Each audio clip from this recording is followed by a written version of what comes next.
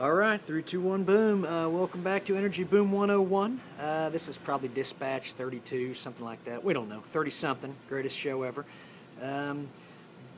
We are going to go over a lovely story. It's a really nice overview of what's happening with Ukraine and the power struggle between the European Union and Moscow via Vladimir Putin to get Ukraine. This is all part of the global energy rainbow. So Energy Boom 101. The show is going to be about the global energy rainbow, in particular Ukraine. Now we're going to wander a little bit, but basically we're just going to read straight from a Wall Street Journal article that you probably saw in a previous dispatch that was presented pen upon parchment style. It's a new style we're looking at here at the barrel. We'll see where it takes us. We're going to sweep around. Now you're getting a good full shot of Boom U, that crucible of consciousness that is Boom U, where is forged out in the fires of thought all the rights and wrongs of existence, whatever the shit that means. Anyway, hey, nice shot right here. We hope to be using that empty spot right there as a performance stage for maybe Saturday. We're thinking maybe Saturday morning shows. By the way, here's some actual life down there at Boom Youth. There's some people moving around there. All right, head back here. We're gonna nestle, should I say, nestle this thing into the Hunter, which is a lovely device that Hunter S. Thompson, the actual Hunter S. Thompson, by the way, gave me. Oh, look at that shot. Boom, from Boom U. Okay, this camera's going to run. I'm going to simply read this article. By the way, the article is right. You can probably see it. You can't see it. It doesn't matter. Oh, you saw it right there. Wall Street Journal. Today's Wall Street Journal. No, yesterday's, pardon me. The drilling fluid, we got a little Balvenie right there. Boom, the Balvenie. Good drilling fluid. The fracking services today, boom, the fracking services today provided by, once again, Geronimo John Sativa. And let us give you a lovely little overview. By the way, heads up, you will hear the bells of Boom U, so you just need to know that in less than probably 10 minutes, which watching this show is going to feel like an eternity, in less than 10 minutes you will hear the bells of Boom U, and they will chime 6, and you will not ask for whom they toll. One quick drink, one quick frack job, and we're getting into this incredible article in yesterday's Wall Street Journal, which will give a great overview of what's happening in the global energy rainbow concerning the Ukraine. The Ukraine.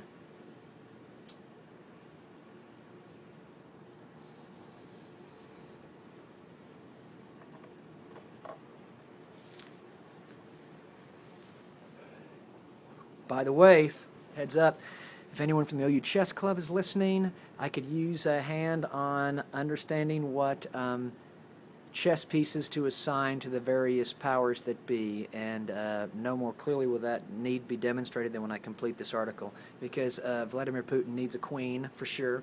Anyway, here we go. Ukraine's, this is the headline, by the way, and this is by James Marson and Alexander Calander, and I apologize, I'm sure I mispronounced it, but I give it the old college try, the old Boom U try. Once again, Wall Street Journal, Tuesday, December 3rd, 2013. Ukraine's pivot to Moscow leaves West out in the cold, by James Marson and Alexander Calander. This is from Kiev, by the way. Great, great. If you're ever playing Risk, get the Ukraine. It's strong. Like this shot you're seeing here. It's strong. Okay, from Kiev. President, by the way, I'm going to butcher this poor guy's name. President Viktor Yanukovych, Viktor Yanukovych, facing the biggest political crisis in Ukraine in nearly a decade, reached out to the European Union on Monday in an apparent attempt to placate thousands of pro-Western demonstrators angry over his pivot toward Russia. You really need to read it. The writing's beautiful. But the EU, that's European Union, but the EU's executive reacted coolly to the request for new talks, telling Mr. Yanukovych, that's the Ukraine's president, that the sweeping trade deal he refused to sign last week after 6 years of talks wasn't open for renegotiation. And he warned him against using force to disperse the crowds barricaded on Kiev's main square. So you see what's going on here. The Ukraine has been basically playing the European Union and Russia against each other, looking for the best deal, and it looks like Putin gave them the best deal, and the European Union is going to let them take it even though they don't want them to, and this is the story of that, and we continue. That was my opinion, by the way. That wasn't the reporters talking, but you'll just have to figure this out over time. It'll all work out. We'll all get co-writing rights, I'm sure, somehow. The U.S. also expressed its disapproval of the latest development. A State Department spokeswoman voiced concern Monday about weekend violence against demonstrators and insisted that, here's the quote, European integration is the surest course to economic growth for the Ukraine. So, now you know where the U.S. weighs in on this. The U.S., I'll quote it again, European integration is the surest way to economic growth for the Ukraine. They're telling the Ukraine, you might want to go with the EU on this, so I think you messed up. Across the former Soviet Union, Moscow's increasingly tight embrace is forcing governments that had long sought to maneuver between Russia and the West to choose sides. In his first public comment since riot police broke up anti-government demonstrations, Mr. Yanukovych defended his decision to back away from the EU partnership agreement. He had argued that European offers of financial aid for its flagging economy weren't rich enough to offset lost trade with Russia. So there's his pitch right there. And too often were encumbered with politically painful conditions mandated by the International Monetary Fund. Here's his quote. What kind of agreement is it if they take us and bend us? Yes, that's a quote from the president of the Ukraine, so I'm going to repeat it for you here. Quote, what kind of agreement is it if they take us and bend us? Mr. Yanukovych asked in a nationally televised interview Monday.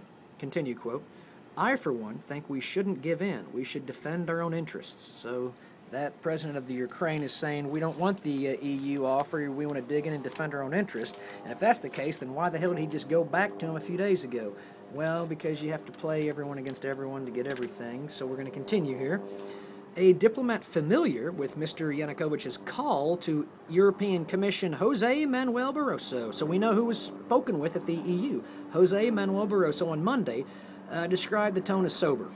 That's a great term for it, sober. The substance of their conversation was described, and I'm turning the page now, so bear with me. We're only 7 minutes into the hour. You can make it. Was described by officials on both sides as being sober. Good. Okay. Mr. Yanukovych did find support from Russian President Vladimir Putin, who has pushed to reassert Moscow's influence over the former Soviet republics and had threatened economic retaliation if Kiev pulled closer to the European Union. Okay, this is great. We're going to start getting some direct quotes from Vladimir Putin. So this is huge, global energy rainbow stuff here. Echoing official denunciations of the demonstrators in Kiev, Mr. Putin, so this is how Mr. Putin describes the demonstrators in Kiev that are demonstrating over the Ukrainian president's decision to go with Moscow and Putin versus the European Union. So, quote from Mr. Putin. They remind me not of a revolution, but of a pogrom. Now, pogrom, spelled P-O-G-R-O-M. All you kids out there, go look it up. But it's a clear reference to how, in my opinion, this is my interpretation of the narrative, so this is where things wiggle. But I'll repeat the quote here. Mr. Putin said, they remind me not of a revolution, but of a pogrom. Now, a pogrom is basically a pretty ugly kind of thing that that happens and historically happened a lot in Nazi Germany. That's interesting language, adding that they were aimed at shaking Mr. Yanukovych's legitimate government. Okay, the Russian president was in Armenia at the time. Another former, because that's just a quote from him on the road. He was in Armenia at the time when they asked him about it, so he had dispatcher. He had his own dispatch from the patch. The Russian president was in Armenia, another former Soviet republic that shocked the EU earlier this fall by dropping plans for a trade deal in favor of closer ties with Moscow. So do you see what's going on here? Putin he pulled Armenia away from the European Union, and that shocked EU. He just pulled the Ukraine away from the European Union. That also shocked them. So Vladimir is getting the old pinky pole in place. And let's continue here. Mr. Putin on Monday promised tax breaks on Russian fuel and discounts on weapons for Armenia, where a few protesters gathered to call for closer ties to the West. Okay. God bless him. So we know everyone's pitch. Putin's pitch to Armenia was, look, I'll give you some tax breaks on the fuel that we're going to send you because you have to have it, and we'll throw in some discounts on weapons. What the hell? Whatever you do with them, we don't know, and I don't have time here to follow it, but it's great. And we're not even at 10 minutes into this, and we're already mining some amazing shit here. Armenia is probably a wicked country. Let's see. Ukraine, a Texas-sized country of some 46 million people, is a much bigger prize for either side. A deepening economic crisis and waning patience in Moscow and Brussels, where the European Union is represented, located Brussels, have made the balancing act that the country has played out since independence in 1991 less and less tenable. Tenable is a great word. The government and opposition leaders alike were shocked by the size of weekend protests that drew hundreds of thousands of people, laying bare the challenge facing Mr. Yanukovych. The country, this is the Ukraine, is split between pro-European regions in the west of the country, while the east is more Russia-oriented. Mr. Yanukovych had long enjoyed support in the eastern part and from Moscow, but had in recent years built closer ties with Brussels. For the European Union, attempts to woo the Ukraine was part of an ambitious project to use closer trade links as an incentive to democratize the countries to its east. But Ukraine is equally vital to Mr. Putin's drive to build a Eurasian union of former Soviet countries led by Russia. As the deadline to sign the EU deal approached, the Kremlin ratcheted up pressure, restricting trade with Ukraine's already teetering economy and warning of more potential repercussions. Mr. Yanukovych dashed Brussels' hopes last week by refusing to sign the EU deal. That left the bloc to initial deals with the far smaller countries of Moldova and Georgia.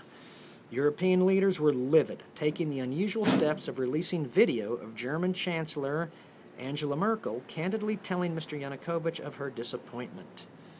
Don't you love how the theater's all played out on the grand stage here? Secretary of State John Kerry had earlier drawn attention for his apparent snub of Kiev during a trip this week to Europe and the Middle East. Let's see here. After Ukraine's decision to suspend plans for deeper ties to the EU became clear, the State Department announced November 22nd that Mr. Kerry wouldn't attend a meeting in Kiev due to scheduling issues. However, Mr. Kerry did visit neighboring Moldova.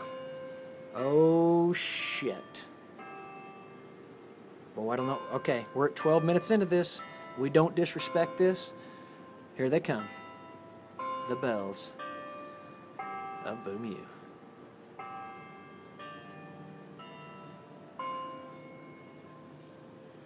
One, please. Here comes two. Three. We're taking this all the way to the top. We're going to 6 on this one. Here comes 4. Now, after 4, I think it's 5. And then this should be 6, and then there should be silence. Oh, maybe that was 6. Maybe it's... Oh, shit. Maybe it's only 5 o'clock. It is. It's only 5. Here they come.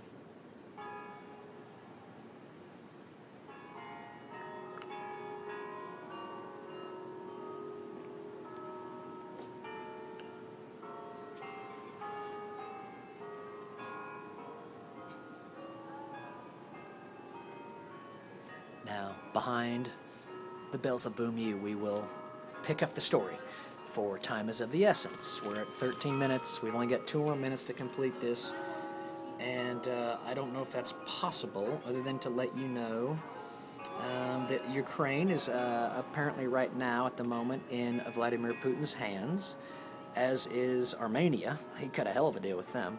Gave him just a discount and a half on their weapons. And then also you got the European Union, since they apparently for now have lost the Ukraine, but there may still be some play there, I doubt it, was able to pick up Moldova and Georgia. So we're going to put that on the Global Energy Rainbow and just make a little note of it. We're probably not going to follow it too much. The Ukraine is probably what we'll follow, and definitely anytime there's any quotes from Vladimir Putin, we will pick those up. But there they are. The bells of Boom U will allow us to wind down on this glorious little dispatch. And I think it's 32, and it's a nice overview. We hope you've enjoyed a nice overview of Ukraine's place in the global energy rainbow. 3, 2, 1, boom.